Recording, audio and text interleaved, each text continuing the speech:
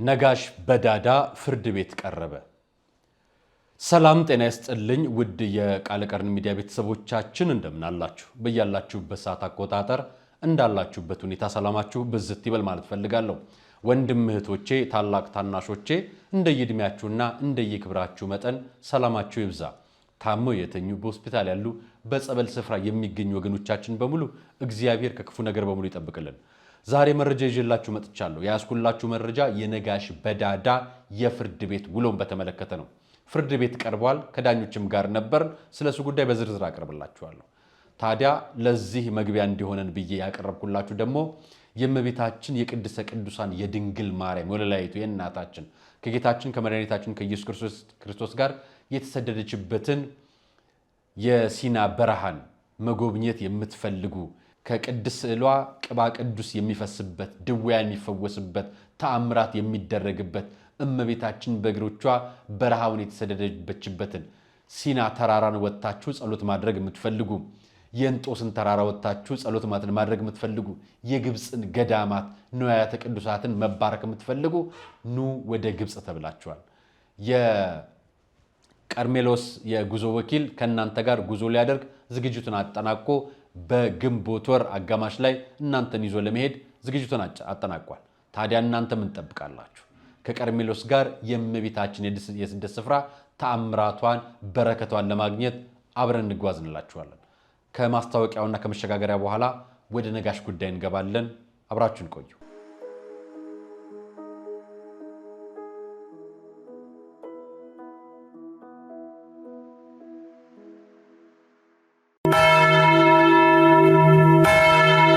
በአንድ ድንጋይ ሁለት መሆኑ ቀርቶ ሶስት ሆኗል። በአንድ ጉዞ ሶስት ሀገራትን ከቄርሜሎስ አስጎብኚ ጋር ይጎበኛሉ። የደብረ ዘይትን የፋሲካንና የእርገትን በዓላት ምክንያት በማድረግ ወደ ኢየሩሳሌም፣ ግብፅና ጆርዳን ሀገራት ጉዞ አዘጋጅተን በምዝገባ ላይ ነን። በኢየሩሳሌም ጌታችን ከተወለደበት እስካረገበት፣ በጆርዳን መጥምቀ መለኮት ዮሐንስ የታሰረበትና ሰማዕትነት የተቀበለበት ማኪሮስ፣ በግብፅ ቅባ ቅዱስ የሚያወጣው ስላድኖና ሲና ተራራ ከሚጎበኙ ቦታዎች ጥቂቶቹ ናቸው። በኢየሩሳሌም ጉዞአችን ተጨማሪ ሀገራትን ማስጎብኘታችን ለየት ያደርገናል። በግብፅ ለእያንዳንዱ ተጓዥ በፈዋሽነቱ የሚታወቀው የእመቤታችን ቅባ ቅዱስ ይታደላል። አድራሻ የቅዱስ ዑራኤል ሁለገብ ሕንፃ 4ኛ ፎቅ፣ ስልክ 0947 21 21 21 ወይም 0947 27 27 27። ምቾቶ ተጠብቆ ከእኛ ጋር ይጓዙ።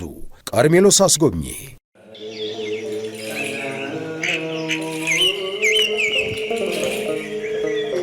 ሀገሩን ለበረከት ዘመኑን ለምህረት የሚለምኑ መነኮሳት ዛሬም በቅድስት ቤተ ክርስቲያን አሉ።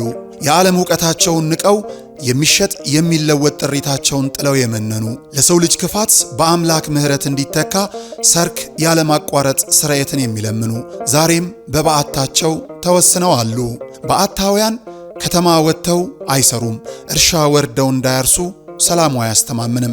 ስለዚህ ዘመን ቢከፋ ለማይጥለን ያለ ተስፋ የሙታንሳ ማር ቅዱስ ሚካኤል አንድነት ገዳም መናንያኑ እንዳይበተኑ ለሰውነታቸው ማረፊያ ለቅጥራቸው ደግሞ ወሰን እንዲሆናቸው በዓታቸውን እንገንባ።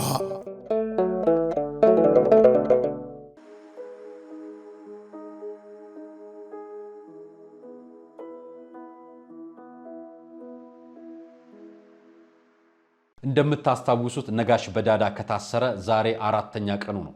ነጋሽ በዳዳ የታሰረው ሰኞ ዕለት ነበር።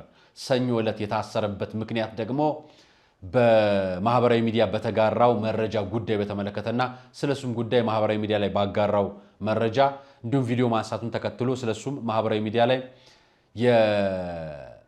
የመምህር ሲሳይ አዳነን ጉዳይ አቅርቦ ከዛም በኋላ መምህር ደረጀ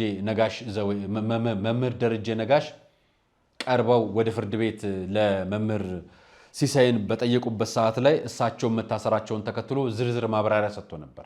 እሱንም በተመለከተ ከሱም ጋር በተያያዙና ቀድሞ ከሲሳይ አዳነ ጋር በነበረው ጉዳይ ከመምህር ሲሳይ አዳነ ጋር በነበረው ጉዳይ ላይ ተያይዞ ፍርድ ቤት ክርክር እንደቀረበ እሱም ካለበት ስፍራ ላይ ፖሊስ በቁጥጥር ስር አውሎት ለችሎት እንዳቀረበው ነግረናችሁ ነበር።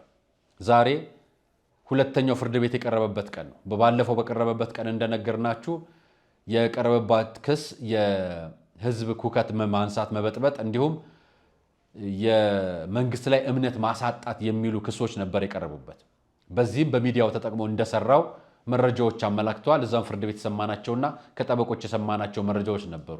ታስታውሱ ከነበር ባለፈው ባቀረብኩላችሁ ፕሮግራም የፍርድ ቤት ውሎ ከመቅረቡ በፊት 5 ቀናት በፊት ለተከሳሽ በመገናኛ ብዙሃን ለተሰራጩ ወንጀሎች በሙሉ እንዴት እንደሚቀርብ የመገናኛ ብዙሃን አዋጅ 1238 2013 ዓ.ም በአንቀጽ 86 መነሻ መሰረት በወንጀል ክስ የሚቀርብበት ዝርዝር ሁኔታዎችን በዝርዝር በማስረጃ በመረጃ ሳይቻችሁ ነበር።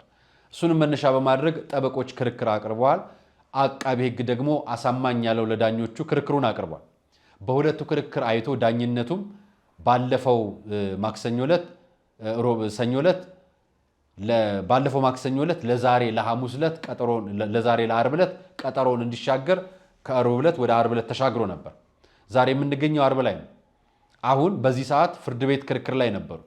እኛም በጠዋት መረጃውን ለእናንተ ለማጋራት ከስቱዲዮ ውጭ ወጥተን መረጃውን ለእናንተ ለማድረስ እዛው ያለበት ቦታ ደርሰን ከጠበቆች ጋር ከቤተሰብ ጋር ሆነን ችሎቱን እየተከታተልን ነበር። በችሎቱም ላይ ዳኞች ሮብ ዕለት የሰጡትን ቃል በመጠበቅ ጉዳዩ ይግባኝ ይገባዋል ማለት ቀጠሮ ጊዜ ይገባዋል ወይንስ አሁኑን መታየት ይገባዋል የሚለውን ነበር ጉዳዮች ለረጅም ጊዜ ለማየት የሞከሩት። እኛም ቁጭ ብለን በጉጉት እየጠበቅን ነበር። እንደምታውቁት መምህር ሲሳይ አዳነ ነጋሽ ሚዲያ ላይ መጥቶ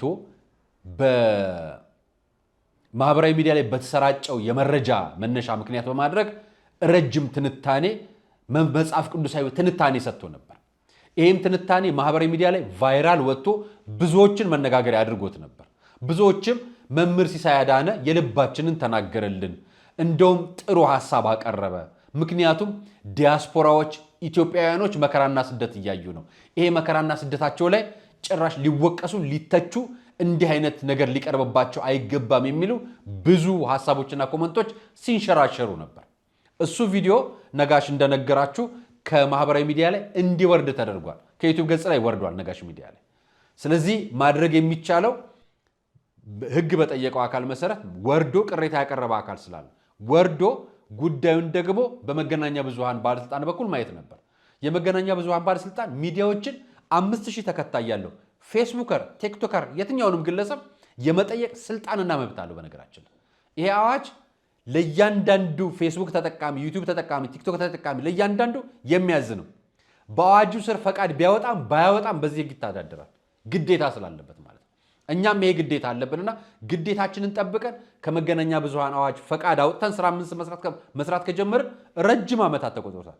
እኔ እስከ ዛሬ ድረስ እንደምታውቁት የቃለ ቀርን ሚዲያ በበላይነት ስመራ፣ ዝግጅት ሳዘጋጅ፣ ፕሮግራም ስመራ ነጋሽ ሚዲያንም ጭምር ላይ በጋራ ሳቅረብ እንደነበረ ታውቃላችሁ። መገናኛ ብዙሃን ካስገባን ዓመት ከምናምን ተቆጥሮናል፣ አሳልፈናል። ስለዚህ ፈቃድ ባስገባን በአንድ ሳምንት ውስጥ መቆም አለበት። ፈቃድ እንዳገኘን ይቆጠራል እና በአዋጁ መሰረት ማለት ነው። እኛም በዛ መሰረት ስራችንን እየሰራን ነው። የመንግስትን ሕግ የመገናኛ ብዙሃንን ነፃነት አዋጅና የሚዲያ ነፃነትን ሕግ አክብረን ስራ እየሰራን ነበር። ዛሬ ፍርድ ቤት ላይ ሲቀርብ ለክርክር የቀረበ ጉዳይ በሕጉ መሰረት እየሰሩ ነው። ሁለተኛው ነገር አዋጁስ ምን ይላል የሚለውን ነገር ዳኞች በዝርዝር አይተውት ነበር። አንቀጽ 86 እንደገለጽኩላችሁ ማንኛውም በወንጀልም በፍትሐ ብሔርም ክስ የሚቀርብበት የመገናኛ ብዙሃን ጉዳይን በተመለከተ መገናኛ ብዙሃን ለመቅረብ በፍርድ ቤት በችሎት ለመቅረብ ክስ ቀርቦ ዳኞች ጋር ከመቅረቡ ከ5 ቀናት በፊት ለተከሳሽ በጽሁፍ የክስ ዝርዝሩና የክስ ማስረጃዎቹ ጭምር በጋራ ሊቀርብለት ይገባል። የሚቀርበውን ፍርድ ቤት ምላሽ ጭምር ይዞ እንደሆነ ይገልጻል አዋጁ። ይሄ አዋጅ አልተከበረልንም ነው ጥያቄያችን። ይሄ የትኛውም የሚዲያ ባለሙያ የትኛውም መገናኛ ብዙሃን የሚጠቀም በፌስቡክ መረጃ ሰራይቶ ክስ የቀረበበት ግለሰብ ይህን ሚዲያ ጠቅሶ በአዋጁ ጠቅሶ ፍርድ ቤት እንደ አንድ ህጋዊ አካል የመከራከር መብት አለ። መገናኛ ብዙሃን በነገራችን ላይ በዚህ ጉዳይ ለብዙ ኢትዮጵያውያን ለብዙ የሚዲያ ባለሙያዎች የመብት ፈቃድ አለ። ይህን እንዲደረግ የኛ ጠበቆች ይዞ በህግ ባለሙያ ቁጭ ብሎ የመከራከርና ጉዳይ የማስፈታት አቅም የኛ ውሳኔ ነው። እሱኛ ከደከምን አቃቤ ወይ ደግሞ ከሳሽ አካል የበለጠ ክስ ላይ ማጠናከር ኃላፊነቱን ይወጣል በራሱ መንገድ። ይሄንን አይተን ባለፈው ሮብ ችሎት በቀረብነው መሰረት ላይ ጠበቆች ጋር ይዘን ዳኞች ጋር ይህን ማስረጃ በመረጃ ጭምር አቅርበን ነበር። ባቀረብነው መሰረት ዛሬ ችሎት ቀረብን። 3 ሰዓት ተኩል ነበረ ቀጠሮ። ለ4 ሰዓት 10 ጉዳይ ላይ 5 ጉዳይ ላይ ችሎት ተገባ። ዳኞች ቀረቡ፣ ጉዳዩን ድጋሚ ለማየት ሞከሩ። አቃቤ ሕግ ተጨማሪ ሐሳብ ካለው ቀረበ። የኛ ጠበቆች ደግሞ የነጋሽ በዳዳ ጠበቆች ወይንም እኔንም ጠበቆች ስለሆኑ ማለት ነው ቆመው ተከራከሩ። ጉዳዩን ግራና ቀኝ አየ፣ ሕጉን አየ ዳኛው። ዛሬ በ50 ሺህ ብር ዋስ እንዲለቀቅ ተፈቀደለት። ይሄ የምስራች ነው። የምስራቹ ምን ስለሆነ ነው? ሕጉ ስለተከበረ እናመሰግናለን። ፍርድ ቤቱንም የሕግ አካላትንም የመገናኛ ብዙሃን በዚህ ስራ ላደረጋችሁ አስተዋጽኦ እናመሰግናለን። ምክንያቱም ማንም ሰው ከሕግ ከለላ ስር ካልሆነ በስተቀር ራሱን ከሕግ በላይ አድርጎ ለሚያይ አካል መብት አይደለም። ፍርድ ቤት እኩል መብት ይሰጣል። ስለዚህ ነጋሽ ለ2 ቀናት ቆይቷል፣ ለ3 ቀናት ዛሬ ችሎት ቀርቧል። ዛሬ አርብ ነው እንደምታውቁት። ይሄን ሚዲያ እናንተ በምትከታተሉ ሰዓት መውጣቱንና አለመውጣቱን ካልወጣ ሰኞ ዕለት መተን ነግራችኋለን። ከወጣ ደግሞ ራሱን ይዤ ቀርቤላችሁ ነግራችኋለሁ። ስለዚህ ዛሬ በ50 ሺህ ብር ዋስ እንዲፈታ ተወስኖለታል። አሁን ቤተሰቦች ወደ ሌላ ቦታ ይሮጣሉ። እኔ ደግሞ ለእናንተ ለተመልካቾች ይህን መረጃ ለማቅረብ ወደ እናንተ መጣሁ። የዛሬው ውሏችን ይህን ይመስል ነበር። ታዲያ ቃለ ቀርን ስትከታተሉ፣ ነጋሽን ስትከታተሉ ኢትዮጵያዊነት፣ ሕግ ማክበር፣ መንግስት ስርዓት መኖር፣ ስለ ሀገር አንድነት መቆም መቼም ከዚህ ዝንፍ የማንል ኢትዮጵያውያን መሆናችን እንድታውቁት እንፈልጋለን። ይሄ በአቋማችን ኢትዮጵያ ፈርሳ እኛ እንበለጽግም።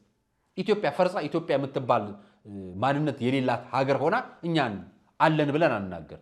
ስለዚህ ለኢትዮጵያ አንድነት አንደኛ እንደ ሚዲያ ድርሻችንን ብቻ ሳይሆን ግዴታችንም እንወጣለን። እንደ ዜጋ እንደ ሚዲያ ባለሙያ ደግሞ ኃላፊነታችንን በአግባብ የመወጣት ኃላፊነት አለብን።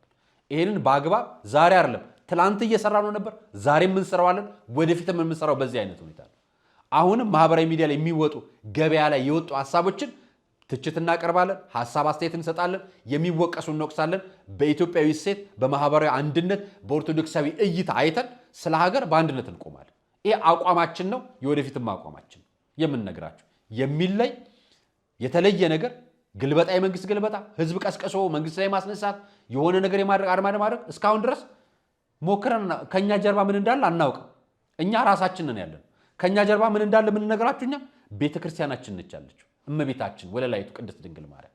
ከዚህ የዘለለ ነገር የለንም እና አሁንም ከእግዚአብሔር ወገን ጋር ሆነን ነው፣ እግዚአብሔርን ተከትለን ነው የእግዚአብሔር ህዝቦችን፣ ኦርቶዶክሳውያንን፣ ኢትዮጵያውያንን እንደ አንድ ህዝብ እንደ አንድ ምዕመን ልናገለግል ሚዲያችንን ፊት ለፊት መተን ለእናንተ መረጃ የምናቀርብላችሁ። የዛሬውን የፍርድ ቤት ውሎ እናመሰግናለን። የነበረውን ችሎት ተከታትለን ነግረናችኋል። እስከ ማታ ድረስ ከወጣ እነግራችኋል። ይሄ እስከዛ ሰዓት ድረስ ለእናንተ ይቀርብላችኋል። ወጥቶ ደግሞ አረፍ ካለ በኋላ ለእናንተ የምናቀርብላችሁ ይሆናል። የተለየ ነገር ካለ ደግሞ በተለየ ቪዲዮ እንመጣለን። የዛሬው ቆይታችን ይህን ምስል ነበር። እንኳን ደስ ያላችሁ፣ እንኳን ደስ ያለን። ነጋሽ በ50 ሺህ ብር ዋስ ፈቃድ ተሰጥቶታል ከፍርድ ቤት። እሱን እያስፈጸምን ነው። ሰናይ ቀን።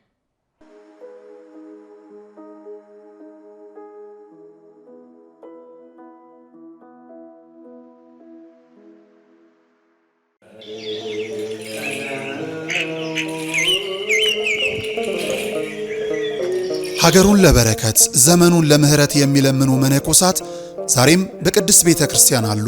የዓለም ዕውቀታቸውን ንቀው የሚሸጥ የሚለወጥ ጥሪታቸውን ጥለው የመነኑ ለሰው ልጅ ክፋት በአምላክ ምህረት እንዲተካ ሰርክ ያለማቋረጥ ስርየትን የሚለምኑ ዛሬም በበዓታቸው ተወስነው አሉ። በዓታውያን ከተማ ወጥተው አይሰሩም፣ እርሻ ወርደው እንዳያርሱ ሰላሙ አያስተማምንም። ስለዚህ ዘመን ቢከፋ ለማይጥለን ያለ ተስፋ የሙታንሳ ማር ቅዱስ ሚካኤል አንድነት ገዳም መናንያኑ እንዳይበተኑ ለሰውነታቸው ማረፊያ ለቅጥራቸው ደግሞ ወሰን እንዲሆናቸው በዓታቸውን እንገንባ።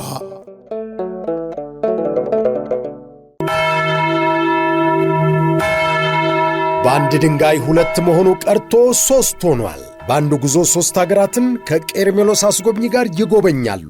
የደብረ ዘይትን የፋሲካንና የዕርገትን በዓላት ምክንያት በማድረግ ወደ ኢየሩሳሌም፣ ግብፅና ጆርዳን ሀገራት ጉዞ አዘጋጅተን በምዝገባ ላይ ነን። በኢየሩሳሌም ጌታችን ከተወለደበት እስካረገበት፣ በጆርዳን መጥምቀ መለኮት ዮሐንስ የታሰረበትና ሰማዕትነት የተቀበለበት ማኪሮስ፣ በግብፅ ቅባ ቅዱስ የሚያወጣው ስዕለ አድኖና ሲና ተራራ ከሚጎበኙ ቦታዎች ጥቂቶቹ ናቸው። በኢየሩሳሌም ጉዞአችን ተጨማሪ ሀገራትን ማስጎብኘታችን ለየት ያደርገናል። በግብፅ ለእያንዳንዱ ተጓዥ በፈዋሽነቱ የሚታወቀው የእመቤታችን ቅባ ቅዱስ ይታደላል። አድራሻ የቅዱስ ዑራኤል ሁለገብ ሕንፃ 4ኛ ፎቅ፣ ስልክ 0947 21 21 21 ወይም 0947 27 27 27። ምቾቶ ተጠብቆ ከእኛ ጋር ይጓዙ። ቀርሜሎስ አስጎብኚ።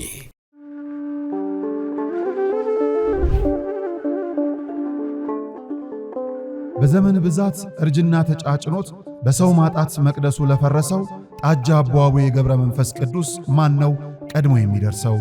ምድሩ ለምለም ሀገሩ የጀግና ጦርነት ፈተነው እንጂ የማያውቅ ልመና። ዛሬ ግን አዛውንቶቹ ጉልበት ከርቷቸው፣ ወጣቶቹ ግራ ገብቷቸው የአቡዬ ቤተ መቅደስ ሊፈርስ ተቃርቧልና ስለ አቡዬ ብላችሁ የጻድቁን ቤተ መቅደስ እንገንባ።